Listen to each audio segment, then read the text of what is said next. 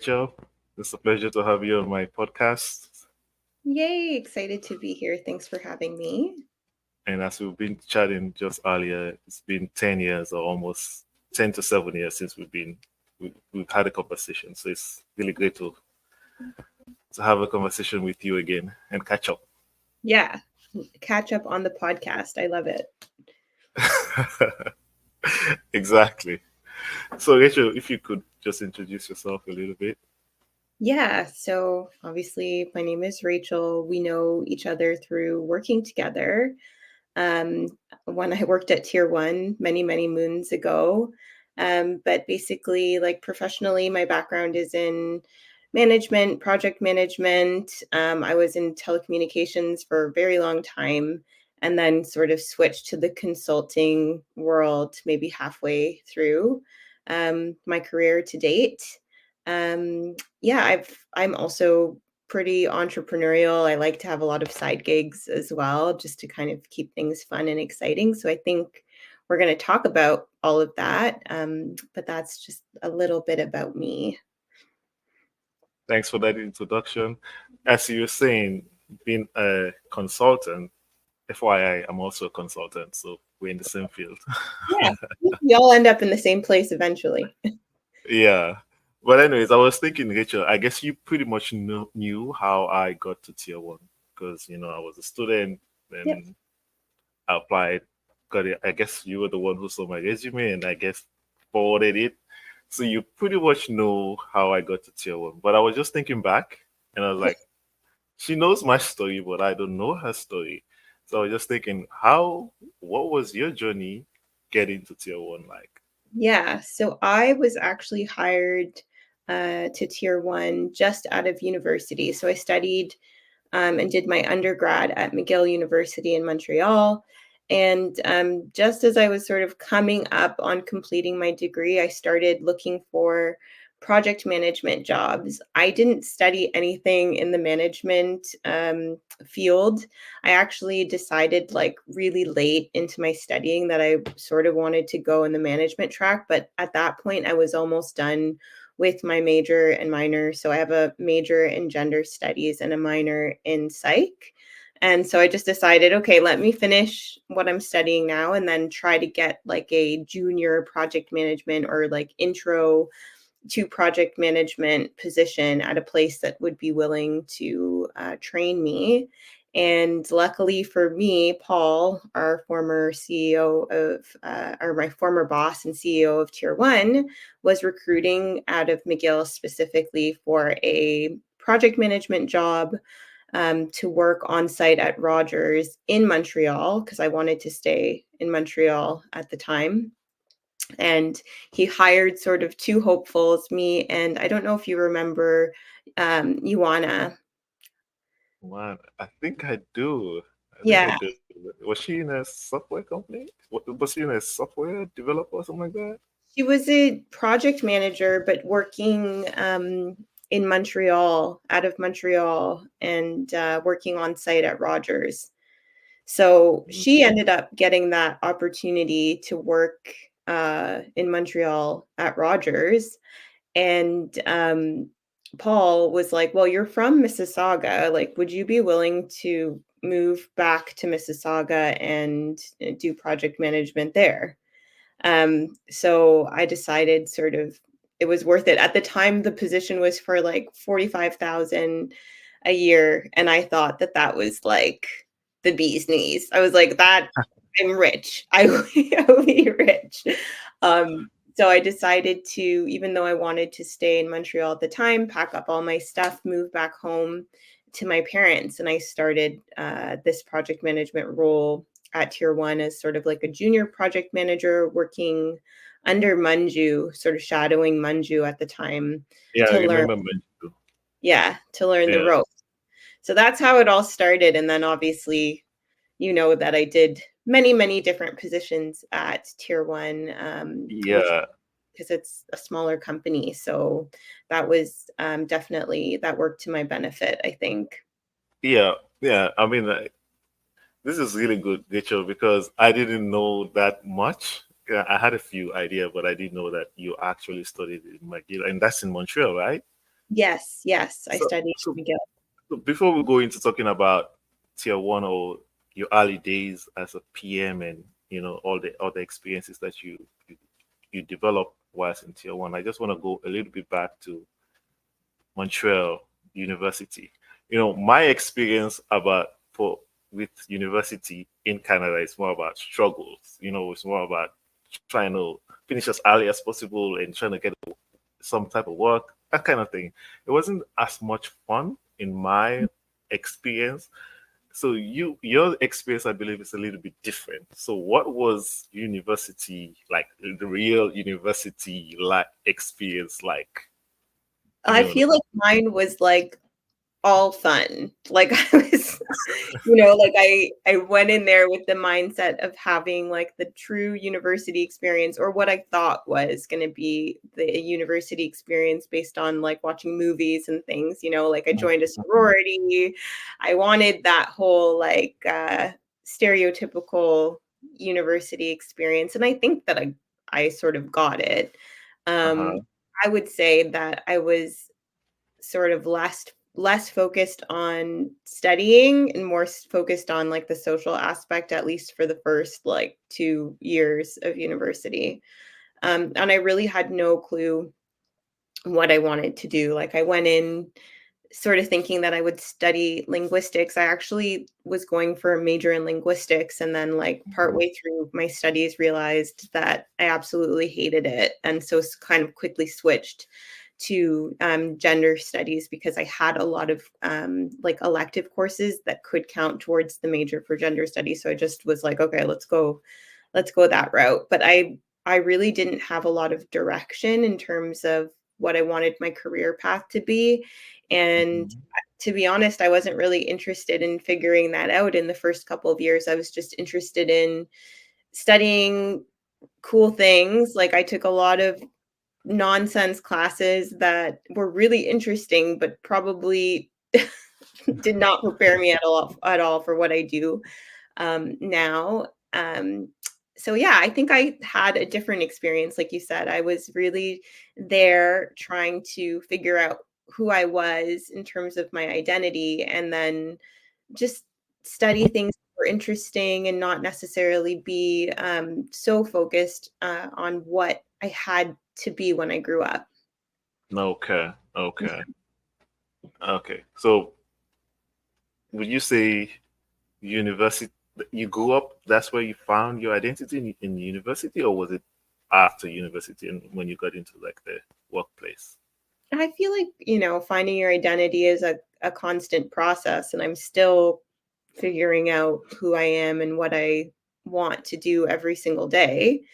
But yeah, university definitely helped me figure out what kind of person I wanted to be. And then I Mhm. think in the later stages of university, I did start to explore like, what am I good at? What could I see myself doing? And I did decide that I would try project management based on sort of my what I naturally gravitated towards. Like I was always a person who liked to map things out, chart out how my life was going to go, draw sort of plans. um I remember drawing plans even in high school of like, okay, I think I'm going to take these courses and end up here. So I was always that type of person, so I just kind of discovered what I was good at, and then researched what I thought that might what those skills might lend themselves to in terms of like an actual job, and landed on project management. So yeah, there was a lot of identity figuring out in university, but like I said, I think that is an ongoing process Yeah. that we continue to do throughout our lives. So it was just, one sort of chapter of figuring out who Rachel wanted to be in her Uh-huh. early 20s. Okay. Okay. I mean, same thing with me. I mean, I went to university. My bachelor's, I did it back home, but I had to say it was in university that I actually started, you know, figuring things out. Yeah. As you say, it's a continuous process. You never finish. You never stop. It's Yeah, always because you move through different stages in life, right? And I totally. guess where we were before in tier one when we met and where we are now is completely different. I mean, we've gone through Absolutely. several stages and with that, we've grown, we've matured, and of course, we're going to keep growing and maturing anyways. That's the hope. But I don't think we have any choices, right? Because, like, I'm a father, your mom, and that's a different stage, a new ball game, right? Yeah, exactly. Yeah, that's a whole new chapter of figuring it out. Exactly. Yeah. So, Rachel, well, let's go back to tier one. You started tier one Yep. 2 years on. I joined, um, and at that time you were in the project management. I guess you did other roles as well, but I guess at the end of the day, you stick with project management. Yeah. So, so how's your journey been in project management? Because after tier one, I guess you moved on to different roles or different opportunities. How has it been so far? Yeah, it's been good. I mean, obviously there are highs and lows. So I think, when I was at tier 1 for I think nearly 6 years. So that's probably been the longest amount of time that I've been at a particular company. And as you know, like I feel like Paul had a lot of faith in me when it came to doing different roles. Most of the time when I was promoted at tier 1, I was like, I can't do this. I don't know, why you have faith in me that I could like lead a team of developers when I know nothing about Java development. But I think at that time, I didn't really feel confident in my abilities as somebody that could do that job effectively. So I think it's been a real progression from then to now in my skills and what project management means to me. So, like at the time, management and project management sort of meant like knowing everything there is to know technically. And so that was a little bit daunting. And I don't know if you were around when I went back to school and went to Sheridan and did another Hmm. degree. So I I'm went back. trying. I'm trying to remember, but I don't. I'm not sure. I'm not sure. Yeah, so back, I can't remember what year it would have been. I want to say maybe 2015-ish. I went part-time status at Tier 1, and I ended up going to Sheridan to complete like a diploma, an advanced diploma program in computer systems engineering because I was if I I'm think I gonna remember. I think I remember. Yeah. if I'm gonna be like in development, I want to have the confidence that at least, at a surface level, I know what we're talking about here. And so I think at that time, I thought that managing things meant having a really detailed understanding of what it was that you were managing.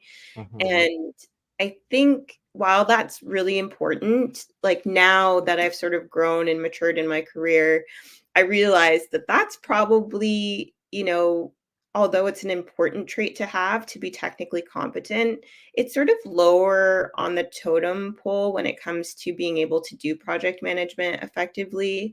I found later in my career that like project management has now means to me being able to relate to people, work with all kinds of different people from different places in the world, and really just build relationships effectively. Like that's really what it boils down to. That's the most important trait above everything else. So I think as far as like the progression in my career, my understanding of what I do has changed a lot in terms of being so focused on becoming technically competent versus now where I'm more focused on nurturing and developing relationships with people. And then also, I think in the beginning of my career, I was like overly focused on control versus now I realize that a big part of project management is yes, like controlling things to a certain degree, but we all understand and know that it's kind of impossible to control things very well. So it's more important to be adaptable. So now my focus is like, okay, I want to develop good relationships with the people that I'm working with. And I want Mhm. to be really adaptable because I think that that is more important than trying to be rigid and trying to control everything because that'll drive you crazy. Oh So, yeah. yeah, so I think there's been a lot of progression in how I manage things and the approach that I take and what I value and think is important these days. And Rachel, some of the things that you said, building relationship, being adaptable, and things like that, would you say these are key skill set that you would need to succeed in the type of role that you're in? A- Absolutely. I think that those are not only key skill sets to develop for project management, we're talking about key skill sets that you would probably need to be successful in any role really and in life in general, right? Like Mhm. um, being adaptable in life and knowing when to pivot is important too. And not being so rigid about adhering to a specific plan and having it go a certain way, being open to changing the way that it goes and being open to having numerous definitions of what it means to be successful. And so like that applies to what we do in project management and to being successful in the role. But I think that's just like a general rule about Apply life, to life. Yeah. Yeah. the general approach that you can take to life and probably be more successful too. But yeah, definitely those are key skill sets that you need to be a project manager. I will say that Mhm. um, like there are all different types of project management roles, and some of them may require you to be really rigid. Um, and some of them are more customer focused and maybe require you to be more adaptable. I've really gravitated more towards customer focused, customer facing sort of roles in my career rather than like back end project management where I'm doing something with managing a system or do managing Mhm. changes on a system. So I will say that like this could probably change depending on what kind of role you find yourself drawn to in project management. Okay. And talking about you being more you gravitate towards customer facing. I'm also on the customer facing type of role, and I just wonder if you um because I don't know what type of work do you do. Do you constantly have project with different types of clients or different organizations? Yeah. And if that's the case, like do you get like, oh man, I'm doing this, I'm switching from one client to another client to another client. I will prefer to just be focused on one client for the next couple of a year or so. Just, sometimes find it like, okay, I'm switching from one project to another project. Sometimes I just want it to be just focused on just one. Yeah. I don't know how you have you experience it. I think I'm sort of the opposite. I would get bored if I was just focused on one. Usually, I've got a few different projects going on at a time. So right now I'm working for Ethica, which is a company that is owned by Mastercard. So they were acquired by Mastercard and they have a brand agnostic solution. This is why they've like retained their name Ethica. It is a brand agnostic fraud solution, and so we work with issuers and merchants, and we basically implement this product. It is an out of the box product, meaning like there's a standard API with the same sort of set of instructions for everybody to integrate to that API. Mhm. Um, but of course, every client is different. Every client has a different ecosystem. And so there are unique challenges or unique situations that do come up with each client. And sometimes there are customizations that we will do, although like we try to stray from doing customizations. Of course, it's unavoidable in certain circumstances. Or there may be a client that raises a new feature request that we end up actually doing as part of that project. So there are sort of subtle differences between the clients, and every client is different. But, you Mm. know, I actually enjoy switching it up. I think that that's something that draws me to project management. I love that there is a beginning, there is an end, and then we get to work with new clients. It keeps Okay. it fresh, it keeps it interesting. If I were to do like something in operations where I was just like maintaining a system, the same system, Yeah. I think I Yeah. would get very bored. Yeah. So Yeah. Yeah. Because once you know about it all, you go like, okay, what's next? But with a different client, it's like a learning process every day or yeah, every with every project because every, as you said, every client comes with different sets of requirements and things like that. So exactly. it keeps you on your toes. It keeps you learning. It keeps you that's what I call like continuous learning, right? There's always Exactly. continuous learning as you go. Exactly. Yeah. All right, Rachel. But anyways, I gotta say, yeah, Paul was great. You know, Paul was I mean, his approach to developing skills within his company, great, top notch. And I also had a good time in tier one, although it was short, but I had Here's to. you there. I feel like I was there when you left, right? Like I was still Yes, there. Okay.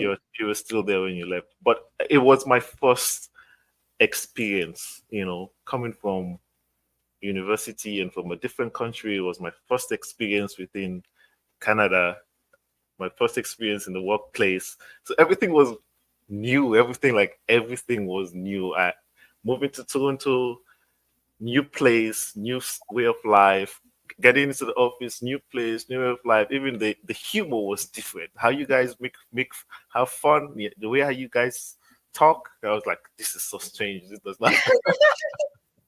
That's But so funny. I didn't know that. I everything, didn't know that that's how you were experiencing your time. everything was new. I was learning every day. Everything was new. Yeah. Toronto was in its own self a beast to deal Yeah. with, It still and is. I'm still learning Toronto, and I'm from Mississauga. yeah, but it was a great experience. I think it kind of got me started into what's life's like, what the workplace is like in Canada. So it was a good experience. Yeah. Good. I'm glad it was a good experience because I was rooting for you. I think one of the benefits to being at tier one and being given some positions where I had a bit of influence, it felt nice to also have influence in who we hired. And one of the things that was top of mind for me in my time at tier one was to make sure that we had representation coming through the door, that we've got people from different places, different racial backgrounds. And I remember being like, we need this guy. We need a black guy. We don't have any black people here. Like, I'm the only one. And that was important to me at the Rachel, I'm gonna tell you a secret. So when I was in tier one, I felt like I was representing the whole of Africa. Because I was like this, I was this sole African guy, and I'm like, I need to make sure I do well here or I behave well because if I leave, I want them to hire another African or something like that. So I felt like I was just representing the whole of Africa. But time. anyways, it was a good experience. But Rachel, I gotta say, like when I Represented well, I will say. Sorry to cut you off, but you did represent well. that's good to know. But anyways, Rachel, when I met you, I mean, let's move aside from the professional aspect. I wanted to say this to you, but then we were in a professional setting. I cannot tell you that, but I felt like you were a badass then because like you were driving a Wrangler, you had a bike. I was like, what's going on here? So I just wanted to know, like, how did you get into that type? Because I call it like a lifestyle. How did you get into that type of lifestyle?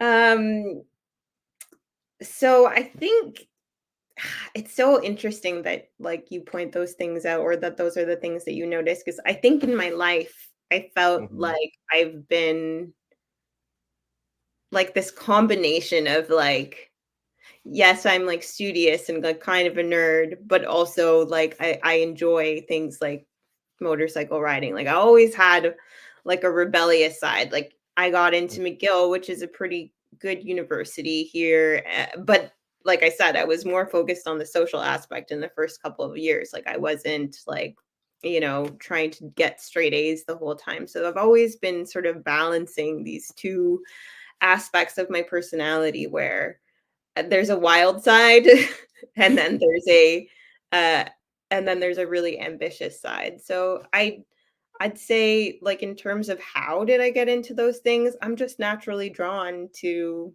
those things. I always wanted a Jeep with the top off. I thought that that was the Mhm. coolest thing. Um, I always had boyfriends who rode motorcycles. My first serious boyfriend in Montreal, he rode a motorcycle, and like I would get on the back or whatever, and I was never really comfortable on the back of a bike because I didn't have control. And so I was kind of like, I like this whole bike thing, but I don't want to be a passenger on the back, you know? Okay. So that's how that started.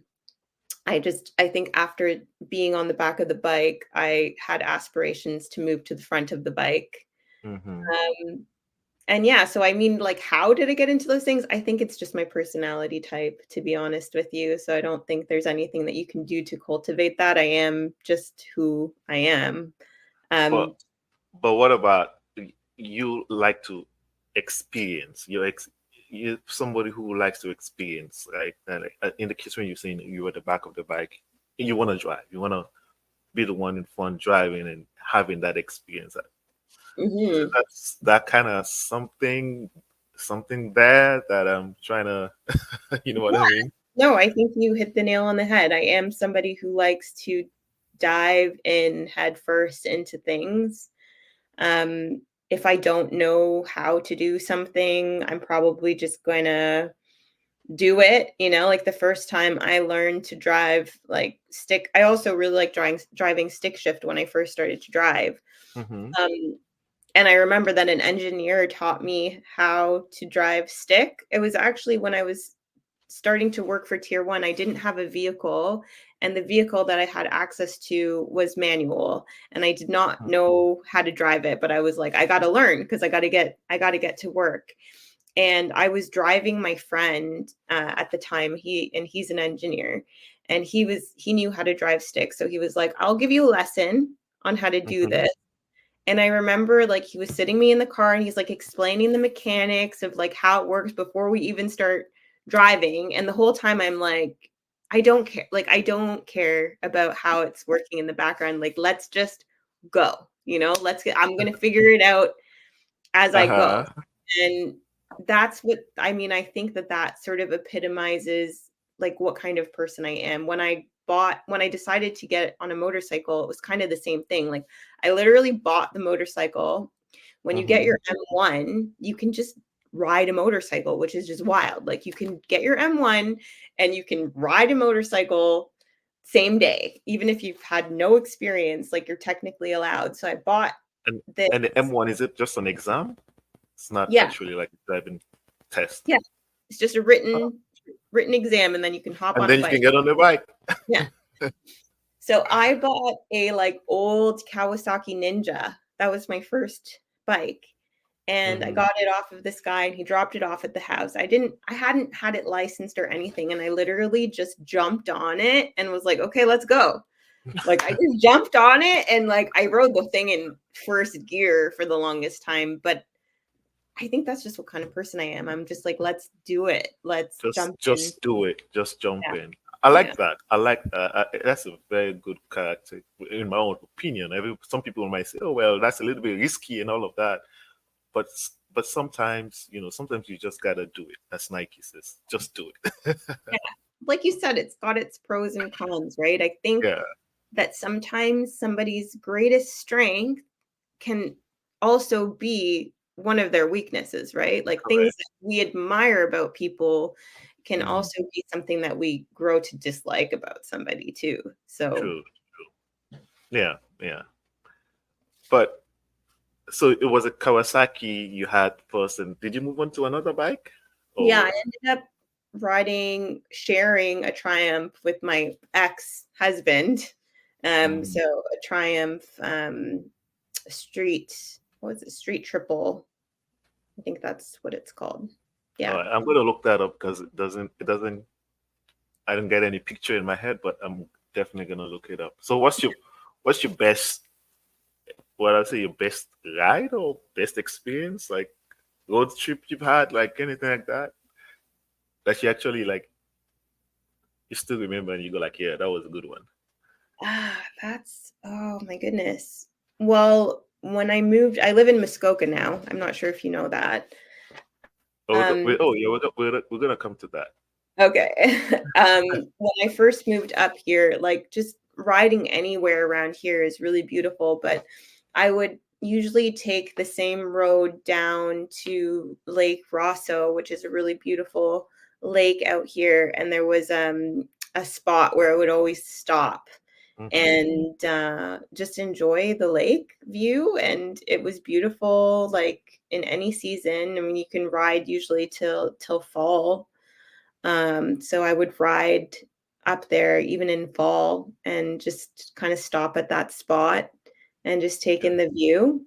So that was definitely one of the highlights of riding. I don't love to go on long rides because if you're riding a sports bike, it can actually be pretty uncomfortable if you're riding for a long time because you're sort of like Okay. hunched Yeah. over, right? Yeah. And also, it hurts to keep your hand on the gas for a really long time because you're like this, right? So if Hmm. you are like this for over an hour, your hand also starts to hurt and stuff. So I'm more of a fan of like a shorter ride, an hour Okay. or less. Okay. Okay. Oh, that's good to know because I always wanted to ask you these questions, and now that I had the opportunity to, so yeah, we Yeah, are. there you go. All right, Rachel. I also know you had a love for pets, and you've had like some really cool relationship with your pet. At first, I didn't understand it, but now that I'm like 10 years or so in Canada, now I get it. I get it all. Oh, yeah, I love it. Yeah, you're these crazy Canadians treating their chihuahuas like children. Exactly, because like, every back home, you're a guard dog. You stay outside, protect the house, stuff like that. We don't have like that lovey kind of relationship. We love them, but not in that kind of way. But Right. I understand it now, and I know you had such a special relationship with your pets, and Yeah. you then went into business. Into try to create a a pet apparel, you know, clothing line for dogs. So Yeah. how did you get into that? Yeah, like you said, I had, two small dogs that I was obsessed with. So I actually had those dogs since university. Since Hmm. first year of university, I had the one, and second year of university, I had the other. And I think when I was at tier one, I was just sort of like had this desire, need almost to kind of create something of my own. I really wanted to find a business idea that I could do and sort of create a side hustle. I wanted something of my own. And Hmm. I mean, this is a consistent feeling that I've felt throughout my career. Sometimes I feel like while it's lovely to have a job somewhere, sometimes it feels like we're investing so much of ourselves and our energy into a company that we work for, who at the end of the day, we're contributing to somebody else's dream, right? That's us lining the pockets of somebody else. And while we get paid for it, like you don't really get paid, well, unless you're in sales, like you don't really get paid more on the days that you're like just expending all of yourself and all of your energy versus the days that you're doing less. And I just kind of felt like I want to pour my energy into something that's my own. And I have always felt like that throughout my career. So the pet apparel business was just something that I was like, what can I do that is easy enough to learn, Hmm. that I feel passionate about, and that is creative because I do consider myself a creative. So, what Hmm. could give me sort of an outlet for my creativity and also be a business idea? And I sort of came up with pet clothing. And at first, I just started off with like a small Etsy store. Mhm. And when that was started doing well, I created a website and I was making sales on both. And eventually, I just closed the Etsy store and was making sales out of the website only. Um, I took actually a year off to try to do it full time. I don't know Yeah. if you know that. Yeah. No, I didn't know that. Yeah, because we got to the point where, like, I had a couple features on TV, like, I had a working relationship with the Maryland Dennis Show, I had spotlight features on the Maryland Dennis Show a couple of times, I had Hmm. a collaboration with this company called Get Real, they do workshops across Canada, for, like, anti-bullying, um, and so I just felt like things were going really well, but that I wanted to put all of my energy into it to see where it could go. Um, but like during that year, I realized, oh my God, it's so hard to actually make a living from doing your business. Like while I was making pretty great sales, like Hmm. I was not able to make what I would be making full time as a project manager. Um, Okay.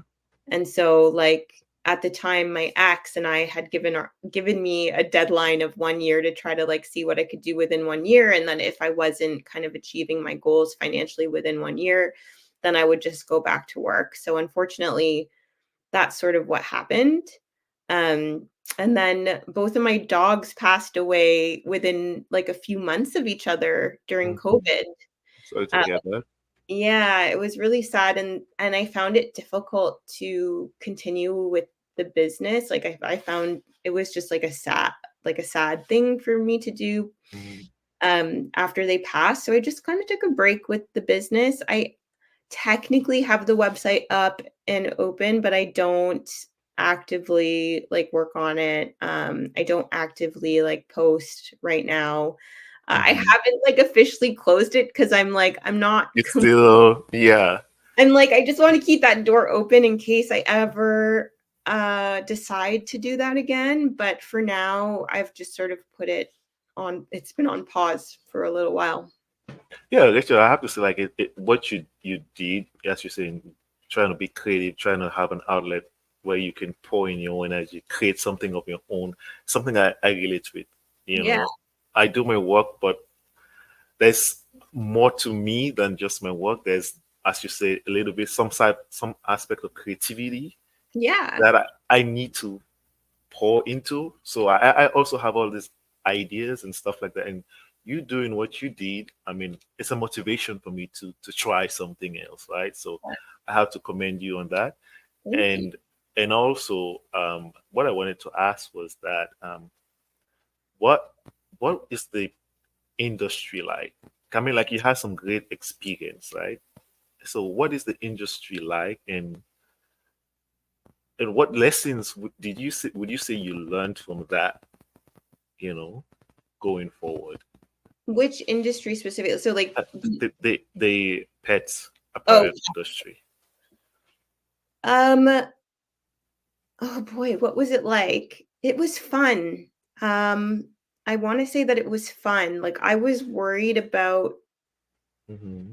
I was worried about it. Like, I was worried that it would be hard to deal with customers. And I think also when you put yourself out there, I was afraid that there would be moments where maybe like people criticized my company or didn't like the product, and that would be really Hmm.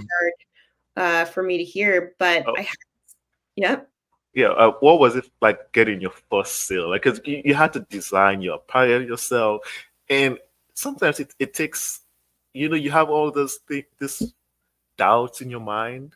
Like, yeah, is it gonna be good enough? Is it gonna meet the competition? Am I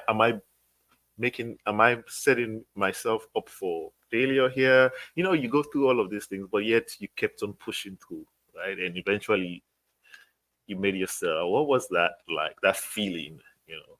exciting, like exciting beyond belief. The first like few months of getting sales was just like, oh my God, people are buying something that I'm making. And I remember like feeling a lot of anxiety about sending them out and hoping that people liked it, and like waiting to hear back. And there's no greater feeling than somebody like writing in or sending a picture of their dog wearing your outfit and saying that they love it so much.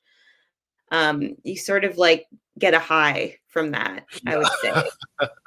It Um, is. It is. so I think the first few months was sort of just like my focus was how can I make people buy my things? And I think probably like a lot of business owners, like I priced my stuff way too low for like how much energy I was actually investing into Mhm. making the clothing and stuff.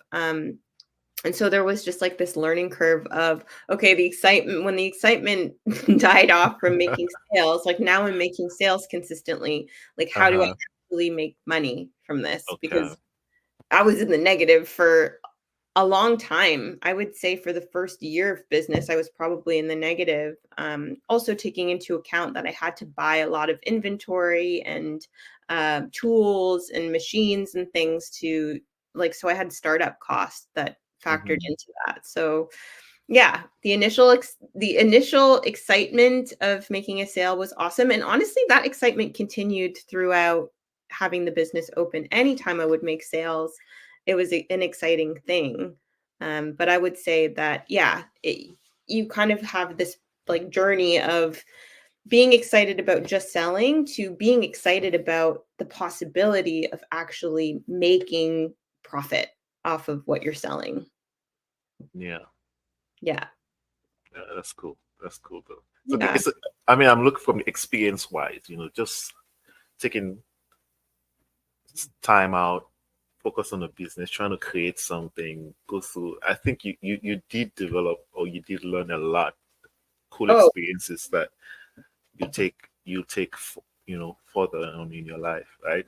absolutely. So what you learn, like, I think that a lot of people who have an entrepreneurial mindset, they probably try many different ideas before they find one that actually sticks. You know, if you ask somebody who has a really successful business venture how many failed ones they had before that, I'm sure that they would answer you that they've had a few, you know.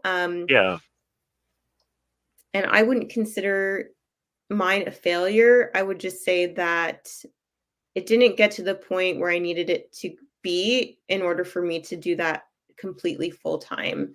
Yeah. And while it was fun, it was more like a hobby than something that could have blossomed into a full blown career. I think the other thing is, how much you invest financially in your company matters too. Like I was limited by like how much inventory I was able to buy with my personal money, how much I could put in with my personal money. Hmm. And Yeah. I wasn't willing to like take out a big loan to like have this huge inventory or to develop a lot of new product and stuff. So all of those things you need to take into account too, right? Like how much are you investing in it and how much risk are you willing to take in order to be successful? That stuff Yeah. factors in as well. Yeah. For me, I always say, if you don't try, then that's when you failed. Yeah, If you try, you don't fail. I mean, it's exactly. it's a lesson you might not hit your target and everything like that, but the valuable lessons that you take, you never failed, right? It's Absolutely. when you have something in your mind, you have an idea, and you don't try it out. That's when you failed, Absolutely. I right? 100% So agree with that's how I go about things, anyways. that is, I think, a great way of going about things because, you'll only regret the chances that you This did that you not take. take exactly right. Anyways, Rachel, I want to move from that aspect to the cottage life. One day I was looking through I saw it on, I think it was Instagram, and you said hashtag cottage life, and I was like, "What's this?" So now you said you live in Muskoka, very Yeah. beautiful place. I think I've been there once, twice. I can't really remember, but it's a very beautiful place, very peaceful. So, Rachel, I knew you for this hustle and bustle, the GTA, Toronto, and all of these things. How did you end up leaving all that hustle and bustle, going into this nice, quiet, peaceful place? It's a very good question, and I think I have to give credit to COVID. So, like, Hmm. during COVID, we were living in Etobicoke at the time. I was living with my ex in, a condo in the sky, just like everybody else, feeling Hmm. very boxed in Yeah, and, with no prospect of returning to the office, like, anytime soon. yeah. We felt cramped and crowded in there, and the dogs had just died, and I was like, "This is not it," just craving a little bit of a change of scenery and more space. And so at the time, we decided to look into a vacation spot, um, in Muskoka so that we would keep our condo in Etobicoke, get a vacation spot in Muskoka, kind of stay there until we returned to work, and then just kind of keep it as a vacation spot that we would go to occasionally, once we returned to the office. Mhm. Well, with the way that things went down, we ended up basically living at the cottage for the first year. So we got the cottage in July of 2020, Okay. and we just we were like living there. We didn't return to the city, and I realized when I went to Muskoka that the shift in the environment really made a difference in my mental health and how I was feeling. I think, we don't realize, especially if you've never experienced anything different than the city, you don't realize how much the city actually can put you on edge. The sitting in the traffic, living in a building, having the elevators not work, being crowded in the elevators with other people, having to like share all your communal spaces, and just being so like surrounded by such heavy traffic all of the time, and like the stress that that can do, that Yeah. coupled with like the stressors of your job, it can actually do a number on our nervous system, I think. And I found that in nature, it kind of gave my nervous system a chance to kind of unwind a little bit. And while I was still kind of stressed out with my job, taking moments to kind of pause in the workday, like going out in the forest in the middle of the workday between meetings, kind of brought my baseline back down to like a nice resting spot. And I just felt a lot healthier mentally, than I ever really had. And I was able to realize that the environment of being in the city was actually not doing me any favors as far in terms of how much anxiety I felt. Yeah. So then I went through my separation like a year into COVID, and a year into living in Muskoka. And like, since we had two places, ended up deciding that, he would keep the place in the city and I opted to keep the place in Muskoka, and I just kind of stayed here. And luckily, there was no return to work for the longest time. Now we're talking about return to work, but luckily, like, I'm going through the process of becoming a remote employee when I return from mat leave. Okay. Um, I've been able to live here and still keep my same job. And honestly, like, now that I've experienced like a more peaceful, quiet way of living with no traffic and more nature, I would probably not return to living in a city. Not, at least like not a city that's as crowded as Toronto, the GTA. Toronto. Yeah. Yeah. Maybe you should think about Ottawa. I'm in Ottawa now, eh? So Really? Yeah, I didn't even know that. No. When yeah, did I'm in Ottawa. I'm in Ottawa. you move to Ottawa? 2019, just before the pandemic. Wow. It's No, like I foresaw it. yeah. You should have played some lottery numbers. You've got a gift. Yeah, yeah. I partially see into the future now. So So it's like a slower pace in Ottawa, you think? yes, it's much more slower. It's much more into nature. Yeah. So I kind of changed all of my habits once I moved into Ottawa. Started biking, started kayaking, and doing a lot of outdoor activities. You know, I go on the trail. Well, I've started to going on the hiking, but it's not like I Nice. developed it into a habit yet. But gradually getting there. But try to be more in touch with nature these days. So, Good. So you can relate, oh, sort of. definitely, Yeah. definitely, I can relate. But I just wanted to get more into the insights of the cottage life. Yeah. It sounds really nice.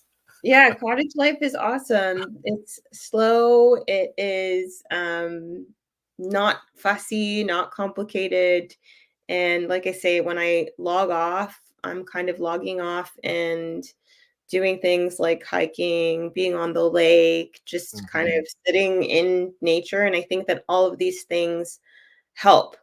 I think like one important realization that I've had about us and our humanity is that like we're kind of disconnected as humans sometimes from nature, but we are part of it, right? Just like plants and trees, like we are actually part of nature the same way that plants and trees are. So when we disconnect from it, we're basically disconnecting from ourselves and our natural environment. And obviously, if you put a plant in a concrete building with no real sunlight, it's going to die. And Cause it's I think humans don't realize that the same is true for humans. If you take us out of nature completely, and disconnect us from the natural world, we'll also feel the effects of that because we are living things that are part of that ecosystem. So it's I like the important way to, you put it. I like the yeah, way you put it. That's a very good way of putting it. yeah, that's how I feel, just like they need the sun, so do we. Just like plants and trees need the sun, so do we. Yeah, true. All right, Rachel, I gotta ask you your final questions, and then I don't know if you've seen some of my podcasts, but we have to move into something else. But the final question before we move into something else Yeah, is, what's your drive, motivation, or inspiration behind your journey so far? I told you I'm answering all of these on the spot, so you know that I'm. What is my drive or my motivation or inspiration so far in life in general? Yes, in your life, exactly. Because Oh my goodness. I would say that it is to discover my true self. And I think that that's like a lot of people, right? To discover the things that really ignite a fire in me and make me feel passionate. And that's always changing. But I think that that's always at the core of what inspires me. What is inspiring me today? What sort of things am I passionate about? And sort of making time and room and space to explore those things. It's not always easy to find the time and space and courage sometimes to explore what you're passionate about. But I think that that's sort of at the core of who I am and what drives me. Just trying to always figure out who I am and what makes me. What sort of things do I long for? Do I burn for? Um, and finding time to explore them. So wow, I like that. I like what comes to my mind is it's like you want to live, you want to experience life, live life. Sometimes we go through, oh, we just want to work, do all these things, but we're not actually living. You yeah, know, yeah. and I think that's what I get from what you just said. Very inspiring, Rachel. Thanks. So moving on to the table topics. Well, initially was rapid questions. I just read rapid questions and then you Oh, just like answer on the fast, spot. rapid fire. Okay. Yeah, but because you're dealing with smart people, everybody kind of like find a way not to do that anymore. So now I just do table topics. Right? Okay. So I just have three questions for you today, and let's just let's just go with that. Okay. Okay. So back at tier one, I knew you love traveling, right? Hmm. So which country did you travel to that you had your best experience in? I love Italy. I keep going back. I actually got married in Italy first time around, and I don't know. There's just something about Italy that keeps on bringing me back. The food, the culture, the architecture, and the fact that you can travel to different parts of Italy and feel like you're in completely different parts of the world almost. I don't know. Yeah, I'm gonna say Italy definitely is. It's Italy. Yeah, Okay. Yeah, I've never been, but I want to. I want to it's go to Italy because of the history, because I like a lot of history. yeah, I like history a lot. So, because of the Romans and the influence on the world and all of those things, I like to see all of those artifacts and museums, the arts, the Renaissance, and all of those things. So, eventually, it's on my bucket list. So, eventually, I get there. yeah. You Second got question, Rachel. Rome. You'll love Rome in that case. Yeah. Second question, Rachel. Mm-hmm.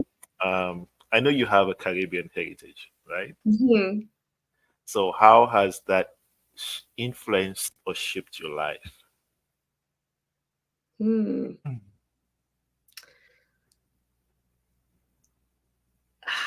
I think, like most Canadians who have parents from the Caribbean, it kind of shapes your identity. You don't see yourself as just Canadian. When Mm-hmm. people ask, I mean, people love to ask, "Where are you from?" when they see that you're not that you're not white, right? They're always asking where you're from, even if you're born here.